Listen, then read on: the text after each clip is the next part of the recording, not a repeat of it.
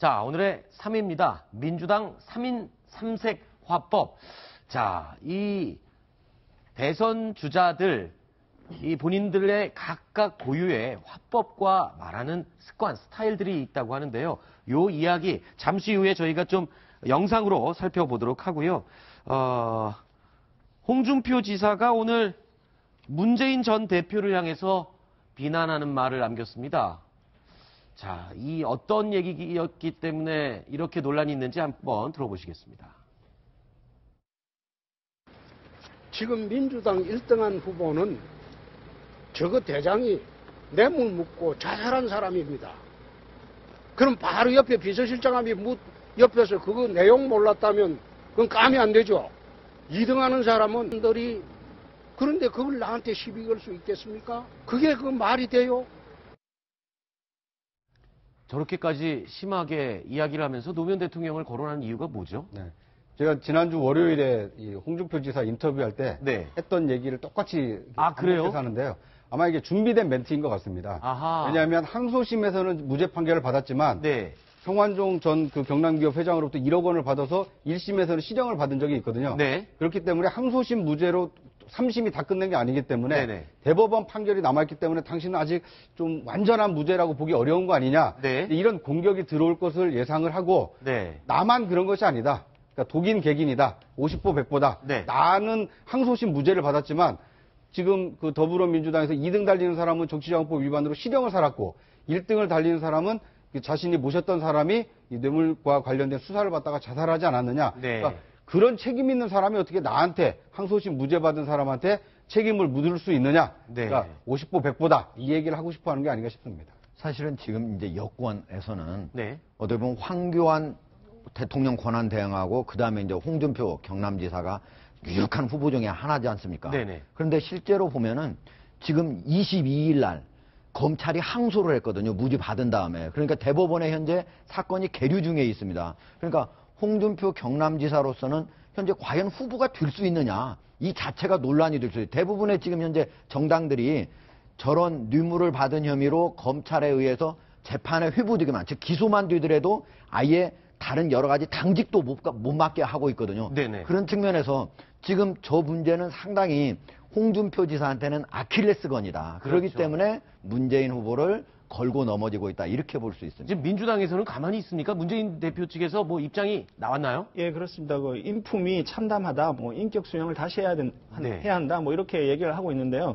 그렇지만 이제 홍준표 지사의 오늘 그 발언을 뭐 아까 들어보셨겠습니다만 저기 양아치 친박 같은 뭐 이런 비속어를 쓴 건 아니거든요. 예, 그래서 그냥 홍 지사 쪽에서는 뭐 민주당에서 저런 이제 발끈하는 반응으로 인한 논란이 뭐 그렇게 나쁠 건 없다. 이렇게 생각하는 것 같고요. 예, 그다음에 또 한 문제는 뭐냐면 지금 부정부패 문제 때문에 지금 대통령을 탄핵하는데 그 대통령 탄핵에서 앞장선 그 사람들이 부정부패를 저질렀던 당사자 아니냐. 안희정 지사 같은 경우에 그렇고요.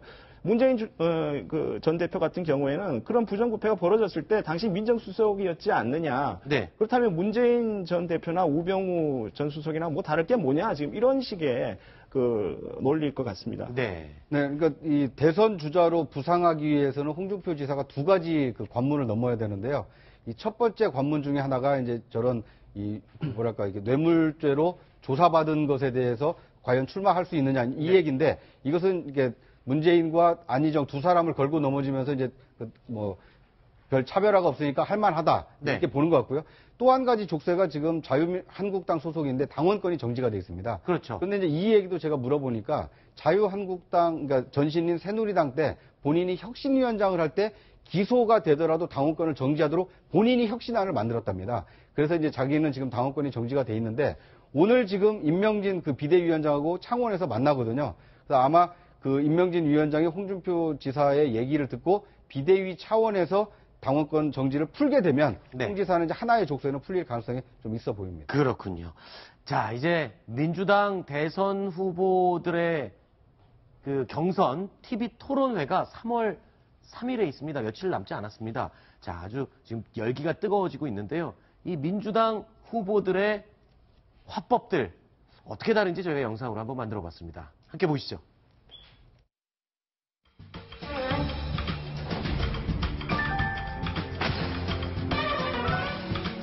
대구가 일어서면 세상이 뒤비집니다.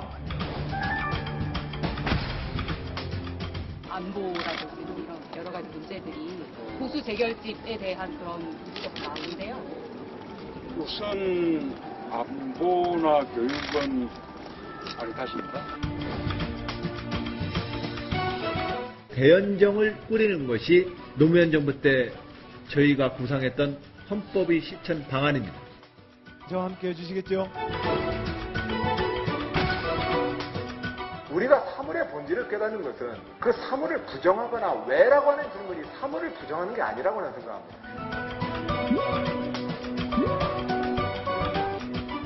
박근혜 전 대통령이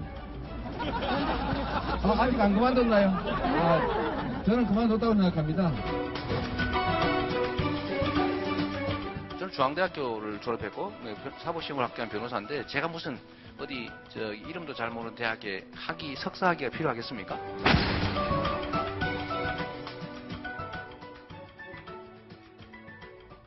네, 조금 전에 이 특검에서 기소한 인원이 31명이라고 얘기를 했었는데요. 30명, 30명으로 다시 정정하겠습니다. 자, 영상 어떻게 보셨나요? 저희가 만든 영상이긴 하지만 좀 정확하게 짚어냈는지 아니면 다른 생각이 있으신지요? 보면은 상당히 정확하게 짚어낸 것 같아요. 네네. 보니까 문재인 대표 같은 경우에 네. 세상이 디비집니다 하는데 네. 원래 사투리 바꿀 수도 없거든요. 그래서 네. 바꾸려고 해봤지만은 신경민 의원이 그냥 컨텐츠에 충실하라. 그거 바꾸려고 하면은 오히려 그런 것들이 문제가 생길 수 있다 이런 얘기를 했던 거고 네. 안희정 지금 지사 같은 경우에 보면 아까 거기 지금 다시 화면을 한번 보시면 되게 다시 알 수 있는데 무슨 얘기를 했는지를 잘 모르겠어요. 그게 뭐냐면 우리가 사물의 본질을 깨닫는 것은 그 사물을 부정하거나 또는 왜 하는 것이 사물을 부정하는 것이 아니라고 생각합니다. 근데 그 말 자체도 좀 안 되는데 이 얘기가 왜 나왔냐면 원래는 선한 의지라고 하는 얘기를 19일 날 부산대에서 했거든요. 그거에 대해서 많이 이제 문제가 되니까 다시 이제 호남에 가가지고 얘기를 하면서 이 선한 의지 얘기를 이제 해명하면서 한 얘기인데 네네. 사물을 부정한다고 한다는데 사과가 떨어질 때 사과가 떨어지는 것 자체만 알면 되지 않습니까? 근데 왜 떨어지지? 사과 떨어진 거 아닌 거 아니야? 이렇게 얘기하지 말자 하는 얘기를 하면서 누가 만약에 박근혜 대통령이든 이명박 대통령이든 내가 이런 일을 하려고 했어. 이렇게 사실은 선한 의지로 했어. 그러면 그거 너무 의심하지 말자. 하자는 취지로 말한 거거든요. 근데 너무 어려웠다. 그 말도 지금 이렇게 어렵네요. 장시간 얘기해야만 알아들을 수 있는 말이다. 그렇군요. 그리고 이재명 시장 같은 경우는 아까도 봤지만 가천대를 이름도 듣도 못한 그런 대학이라면서 좀 비하하잖아요. 너무 직설적이고 비하하는 거 이런 것들은 고쳐야 하지 않을까 이런 생각이 듭니다. 네네. 문재인 전 대표는 그 박근혜 대통령이 지금 말을 못한다 이런 부분으로 비판을 많이 받고 있는데 네네. 2012년 대선에 그 문재인 전 대표가 박근혜 그 대통령이 이제 대통령 후보로서 TV 네. 토론을 할 때 문재인 전 대표가 결코 박근혜 대통령을 이기지 못했습니다. 승기를 잡지를 못했어요. 네. 이런 측면을 보면 문재인 전 대표가 그렇게 말을 잘한다 네. 이런 인상을 그 유권자들한테 준 것 같지는 않고요. 네. 안희정 지사 같은 경우에는 뭐 지금 저 화면에서도 보이듯이 어휘 네. 선택에 조금 더 신중해야 하고 대중들이 잘 알아들을 수 있는 그런 쉬운 어휘로 좀 간결하게 이렇게 말하는 게 좋겠다라는 생각이 듭니다. 그리고 개인적으로 제가 이재명 그 시장 같은 경우에는 변호사 시절에 저랑 이렇게 취재하면서 이렇게 네. 꽤 많이 접촉을 했었는데 이분은 정말 그 어떤 사안을 굉장히 그 듣는 사람이 알기 쉽게 잘 얘기해 줍니다. 그런 측면에서는 상당히 장점이 있다고 봅니다. 알겠습니다. 그러면 이 토론회를 앞두고 문재인 전 대표, 안희정 지사, 이재명 시장, 자, 이 분들에게 우리 패널들이 팁 또는 조언을 하나씩 좀 드리는 걸로 해보겠습니다. 먼저 허만섭 차장의 생각을 들어보도록 하겠습니다. 예, 문재인 전 대표에게 좀 제가 조언을 좀 감히 드리자면, 네.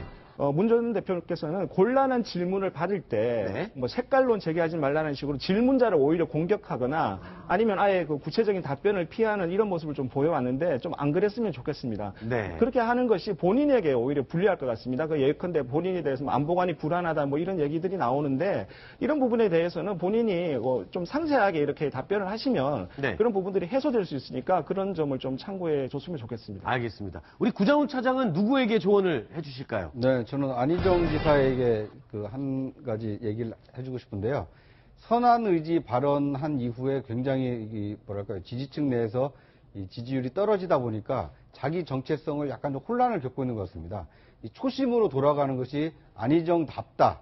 그런 평가를 받을 수 있지 않을까 하는 생각이 듭니다. 네. 지금 대통령 탄핵 결정을 앞두고 있어서 지금 촛불 시위대와 이 태극기 시위대가 충돌하는 거 아니냐 이런 우려를 하고 있는데 네. 이런 대결을 부추기는 것이 아니라 어떻게 하면 국민을 통합하고 국가를 안정적으로 이끌어갈 것인지 네. 이런 대안을 제시하는데 주력하는 것이 오히려 안희정답다라는 평가를 받아서 오히려 지지율을 끌어올리는 새로운 그 요인이 될 수 있지 않을까 하는 생각이 듭니다. 네. 손소 변호사님은 누구에게 조언을 해주실까요? 저도 감히 문재인 전 대표에게 한 말씀 드리고 싶은데요. 누가 봐도 우세합니다. 누가 봐도 당내 경선에서 가장 확률이 높습니다. 선두주자죠. 그렇기 때문에 지금 경쟁자인 안희정 지사나 이재명 시장에 대해서 각을 세우기보다는 포용력을 보여주는 것이 중요해 보이고요. 또 하나가 지금 우리들은 한 팀이다라는 메시지를 계속 보여주고 있습니다만 2위와 3위 주자에 있어서에게는 같은 당이지만 사실 경쟁 상대고 넘어야 할 대상이 문재인 전 대표거든요. 네. 공세적으로 나서고 여러 가지 각을 세운다 하더라도 여기에 휘말리지 말고 포용력을 보여주는 자세를 취한다면 이제 경선 통과 후에도 좀 더 유리하지 않을까 생각됩니다. 네. 하정대 국장께서는 누구에게? 예, 지금 모두 안 나온 게 이제 이재명 시장이지 않습니까? 뭐 이재명 시장 가끔씩 통화도 하고 이렇게 하는데 사실 이재명 시장은 어떻게 보면 이제 선명하게 자기의 주장을 내세우는 건 아주 장점이거든요. 왜냐면은 유력한 무슨 대선 후보다 그러면 그럴 필요가 없는데 지금은 그 정도가 아니거든요. 다 한 10% 이하이기 때문에 선명한 건 좋습니다. 그런데 제가 보기에 그것이 과연 실천 가능하냐. 예를 들면은 연간 130만 원. 못 사는 사람한테 나눠주겠다. 이거 43조나 든다고 그러거든요. 그리고 뭐 사드 배치를 반대한다. 그러면 북한 핵은 어떻게 해결할 것인가. 이런 부분들을 좀 더 생각하고 구체적인 실천 방안까지 내주시면은 국민들이 납득할 수 있지 않을까. 이렇게 알겠습니다. 네. 저도 그 1위를 달리고 있는 문재인 후보에게 짧게 한마디만 더 덧붙이고 싶은데요. 안보 불안감을 해소하는 데 주력해야 됩니다. 그러니까 앞서 나가는 후보이기 때문에 당선 가능성이 높다라고 많은 국민들이 지금 보고 있지 않습니까? 그런데 문재인 전 대표에 대해서 불안해하는 것 중에 하나가 북한을 먼저 간다고 한 것에 대해서 충격을 받은 국민이 상당히 있거든요. 지금 북핵 위협이 그 목전에 와 있는데 이 안보 위기를 어떻게 극복할 것인지 기회가 있을 때마다 그런 안보 불안감 해소하는데 좀 주력할 필요가 있지 않을까 하는 생각이 듭니다. 알겠습니다. 자, 이제 또 다음 순위 2위, 1위 순위를 좀 확인해 봐야 되는데요. 다음 순위 어떤 내용인지 보시겠습니다.